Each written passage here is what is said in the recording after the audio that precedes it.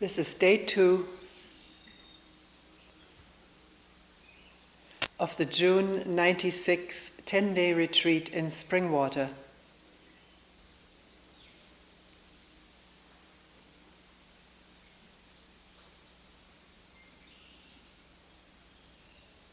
With insects buzzing,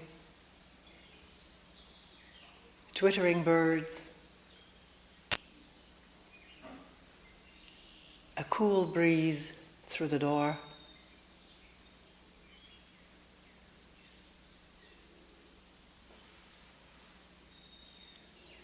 what do we need to talk about?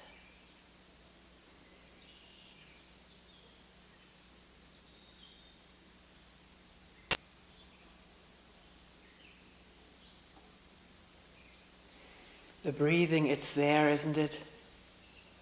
One may not have noticed or paid attention, but here it is. Deep or shallow, short or long.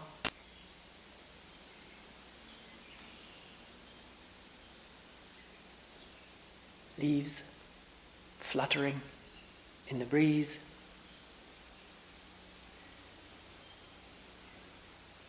Maybe an ache or a pain here or there. Thoughts about me, about the others, about the past or the future. Traffic moving. Airplane humming.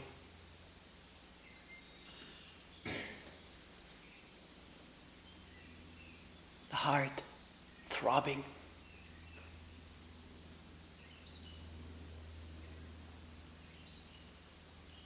And people asking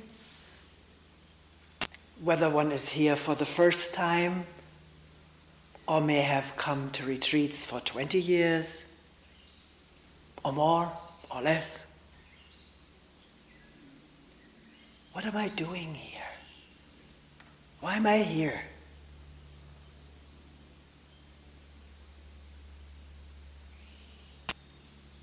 We ask that question, don't we? People tell me the first evening it makes such sense, there's such openness, in touchness maybe, quietness. The contrast to where one came from is immense. And the quietness so penetrating, pervasive. And then maybe the next day or afternoon or the third or second day, having gotten used to it as this body does, it is an apparatus for getting used to things.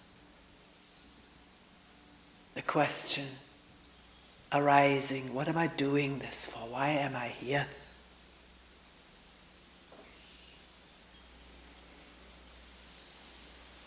I'm picking things out. I can never ever tell the whole story in words. That would mean talking 24 hours a day, one's whole life long, and still one wouldn't exhaust all that is going on. So each one of us sort of fill in the holes of what is left out and staying together with this fundamental question, which may start very superficially. Why am I here? Here meaning in this room or in a meeting, in Springwater,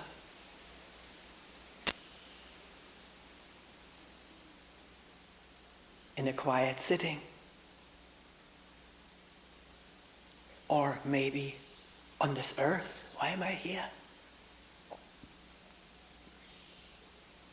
Why was I born?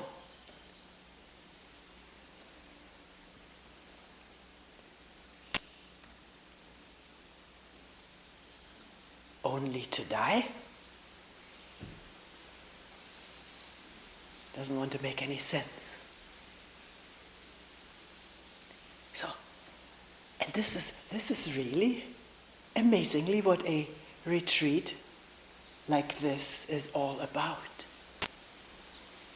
About being here. The astonishing thing being that the instant there's really here-ness and now-ness, the question doesn't arise. So, anytime the question comes up, why am I here? Why am I doing this? One isn't here.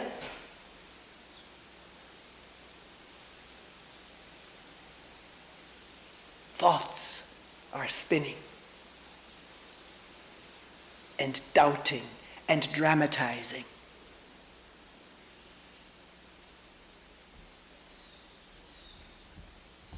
Which is their way, the way of thoughts. They do other things too. Affecting the physical organism in very palpable ways.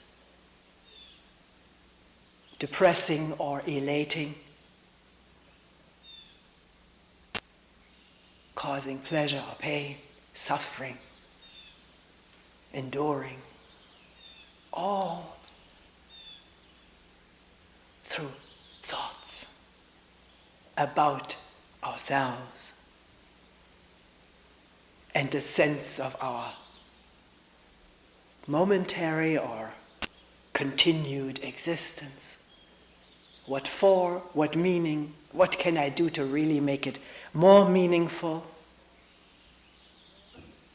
More helpful? Someone brought it up in the first meeting. This persistent, programmatic thought, what can I do to help? Or am I helping?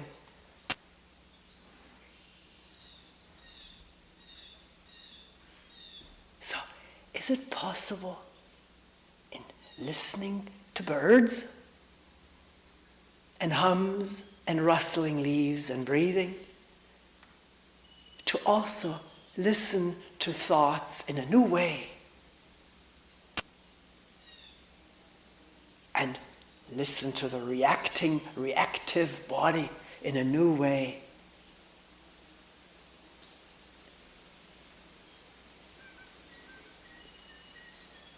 We're so used to it, we take it so for granted that these thoughts tell us all kinds of truths about ourselves. And the reacting body, with its palpable sensations and pains and pleasures, seems to confirm the reality of the thoughts about myself, my painful past and my hopeful future.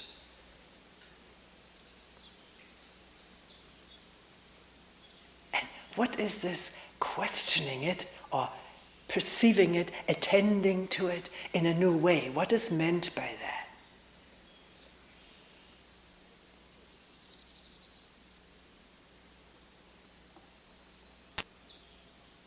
It's very simple.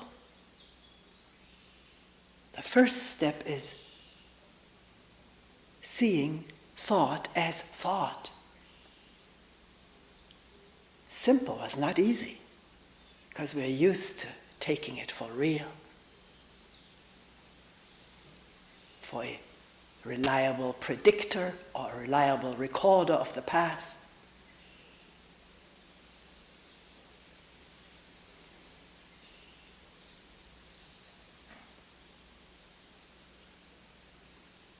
I remember a verse in school in Germany. I don't get the whole thing together anymore.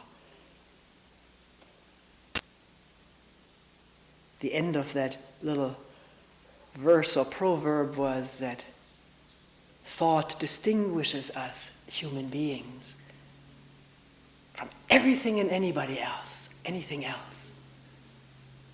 There was big value in that. I could sense it. Thoughts are also believed to come from divinity, from divine sources.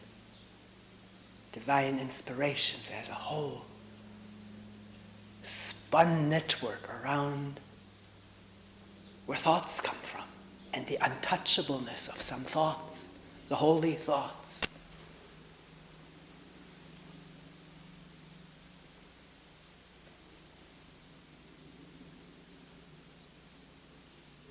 Brings to mind a story of a woman who used to come to retreats in California,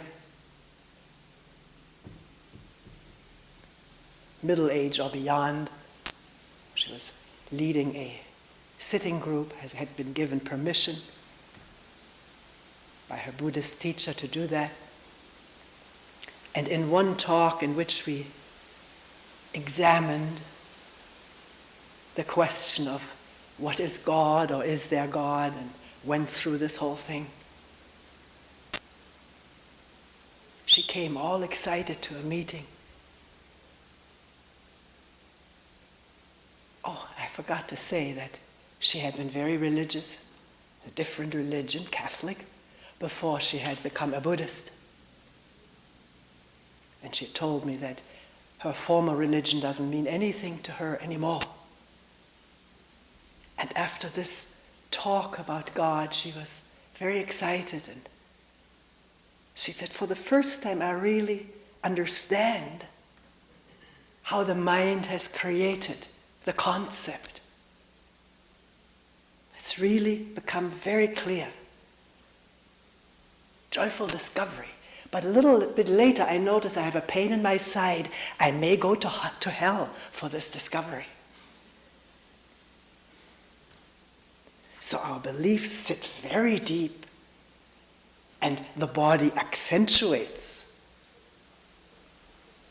these beliefs, gives them reality. To find out what is real, one cannot go by belief, although this may be new to us, unheard of, or unapproachable. How can one go beyond belief? This is what a quiet place, people participating together, quiet sitting, quiet questioning, walking, working, is there for. To see whether it's possible in quiet listening to imperceptibly slip beyond belief into what's here, really now. Beyond all belief. The birds singing and the dog barking, is that belief? The heart beating, the breath taken, a deep one. Is that belief? Or is that something that is happening in awareness? Given a label in order to communicate, but the label dog barking or breathing are not the actual happening, this instant of awareness.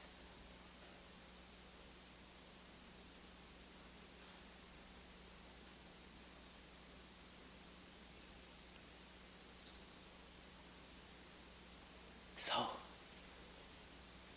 is the first step to see belief as belief, not know what's beyond it. It's not knowable. It is beyond knowledge. But to see belief as belief, thought as thought, reaction to thought as reaction to thought. Is that possible? To become aware of that? Non-judgmentally, and if judgment happens, this is a bad thought, to see that as judgment. A thought isn't good or bad, it's what it is, and the effects it has on the body, and as we communicate with each other, on each other. We affect each other with our thoughts and beliefs tremendously. This is how we grow up, affected by all the beliefs and thoughts and opinions that abound around us. Who knows, maybe somewhere genetically we even bring some into this life. The belief of I, me, mine, is that only brought to the newborn from the outside, or is it brought along in the programs? We don't know. I have no experiment on that.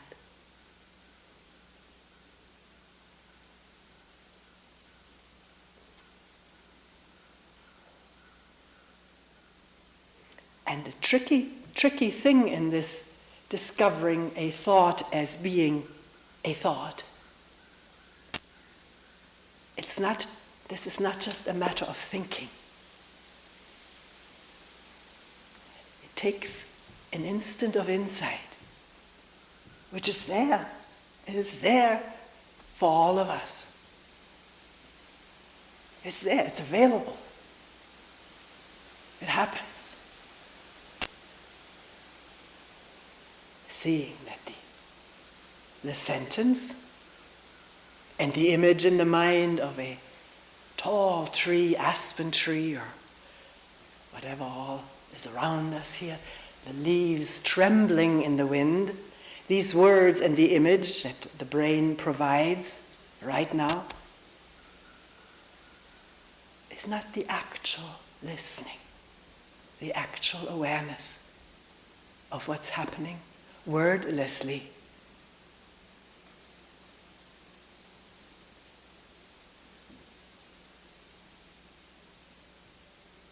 To react to it as I like it or I don't like it needs thought. The listening needs no thought. It's my little children, very early in the life of a baby, seems so observant, so attentive. I remember seeing in a restaurant, the whole booth was occupied by a family with several children, and menus were handed out, children's menus and adult menus to the whole population of this booth, and little crayon games. The kids were busy doing things, and in the high chair was a baby. And I looked at the waitress and looked at what she was handing out and looked at people going by. Was the only one that was attentive in the whole crowd. Had nothing to read yet, nothing to think about, but everything to look at, to listen to touch.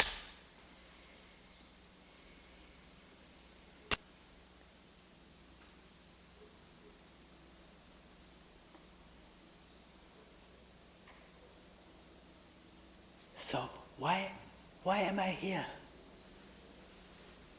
Maybe it can be turned into a new question. Am I here?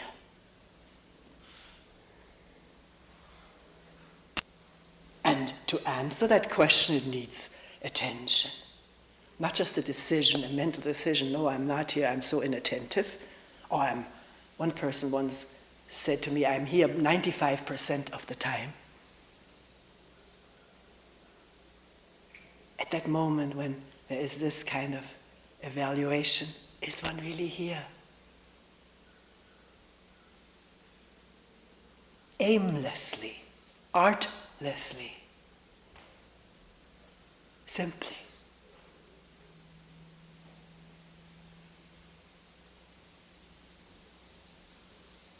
So that time loses its pressure.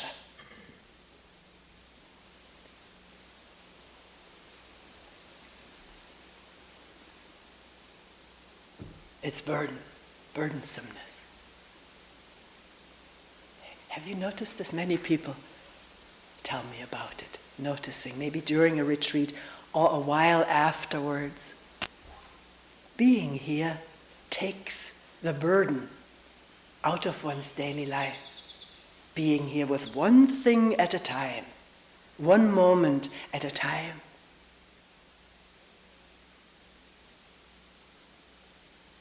one moment being the whole of creation, the totality of existence, this one moment of being here without time. Time meaning, what am I going to do in the next moment? What do I all have to get done the rest of the day? This is how we live, most of us, most of the time, don't we? People tell me, there's people maybe who are new on staff. Gosh, I came here to a retreat center to enjoy the quiet and time, spaciousness. And there's so much to do, so much to be done before a retreat or in the course of the day. And the habitual, programmed racing continues, does it? Or at least it is witnessed, it comes into full view. Then it can change. If the view is full, the attention is complete, this moment of having rushed because of the pressure of imagining what all else needs to be accomplished. And the awareness needs to accomplish nothing. But it exposes the rushing body-mind suffering from its burdens of imagination and programs and compulsions. And at a moment of awareness, what is right now? What is underfoot? What's in the hands, before the eyes, under one's nose? Right this moment. And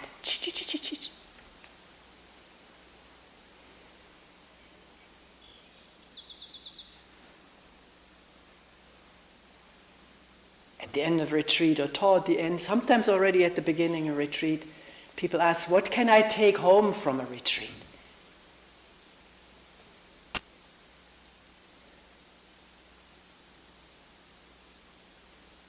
One moment at a time. In retreat, out of retreat, sitting, walking, eating, defecating, working, cooking, cleaning, one moment at a time.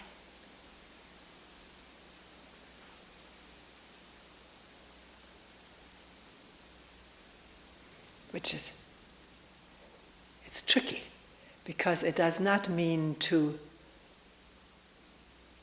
establish a new program in which all thoughts of what else needs to be done are instantly repressed as being false, undesirable, countering my practice.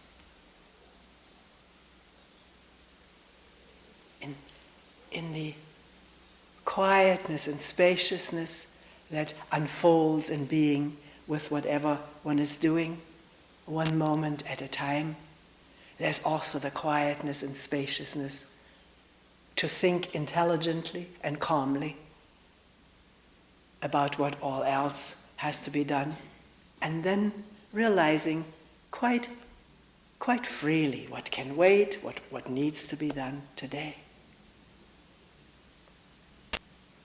Maybe nothing. Maybe a lot of things, but still, in doing them, one moment at a time. It's not possible otherwise, except superimposed thought racing ahead, and therefore not allowing this marvelous presence of being here with what is undeniably here. And yet so easily overlooked. Amazingly easily overlooked. The 10 billion things of this moment.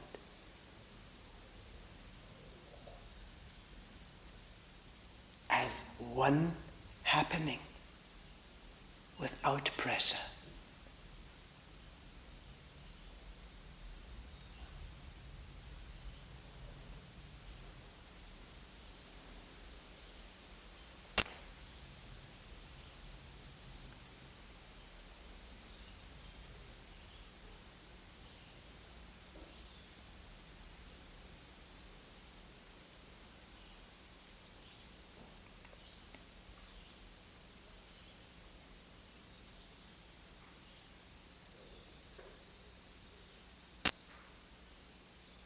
So what if moods arise? Anger, fear, depressive states, pain. What does it mean to be there, here, as these temporary states arise? They're all temporary, shorter or longer, but nothing stays unless thought fixes it, stabilizes it by constantly thinking about how I will be like this for the rest of my life, or the fear of it. And it's not easy, but utterly simple to just be with what's there, whether it feels pleasant or unpleasant.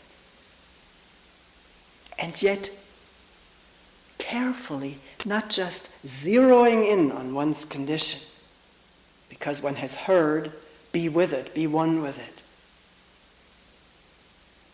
Remain with it. So then this can become the one thing that is happening in this infinite universe of present happenings, by just sort of concentrating on this one thing and aggrandizing it. So, is it possible to let whatever is happening to this body-mind temporarily, to let it happen in vast space of bird song and tree blowing and breathing and people moving or sitting and cars and planes humming?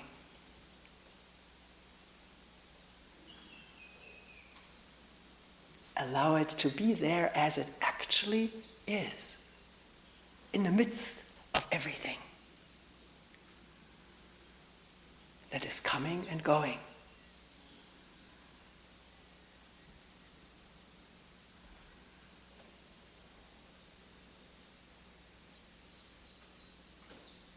A special way of attending, not concentrating and zeroing in, being open and yet not oblivious to what is happening, and yet not needing to create storyline about it, to watch that, how the brain is so busy to make into chapter after chapter what is happening to us. And then we live in those chapters and pictures, removed from the actual occurrence right now. We've lost track of that because we're now involved in story living. Can one discover that? As one sits down, or has been sitting for a while, the involvement in story. No need to judge it right or wrong, but to see it. As simple as that. The effects on the organism and the almost instantaneous compulsion to do something about it, to want to terminate it, or continue it, or justify it, defend it, condemn it, which is part of the conditioning. See it as such. Out of a mind-body that is open, allowing to happen and to be felt what is there, and yet not making more out of it than it is.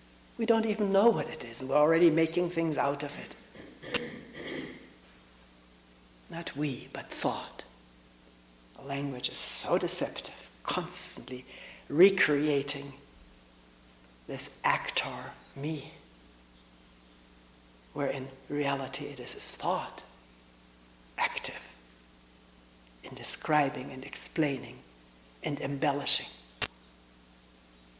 or denying what is happening.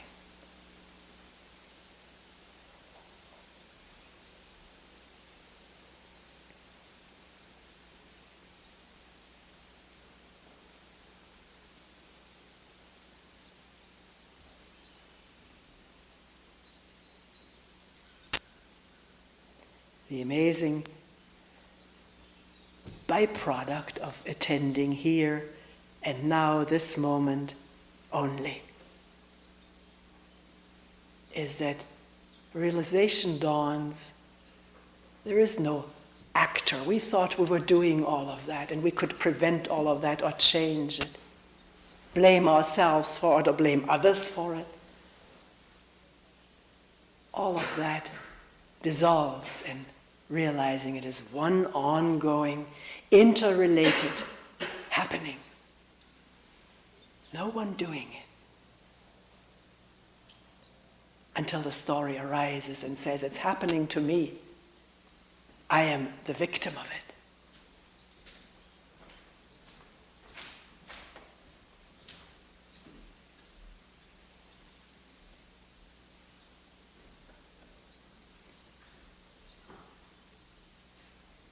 Is that enough for one talk?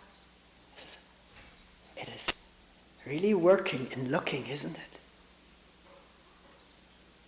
Examining, attending, and maybe confusing, which is all right. When confusion arises, it usually has thoughts at its basis too, which says, why is it this way? It shouldn't really be this way. It should be that way. I don't understand. I'm confused. No, things are this way, not that way. Can we allow it and see it that way? And still hear the birds singing and feel the breeze blowing.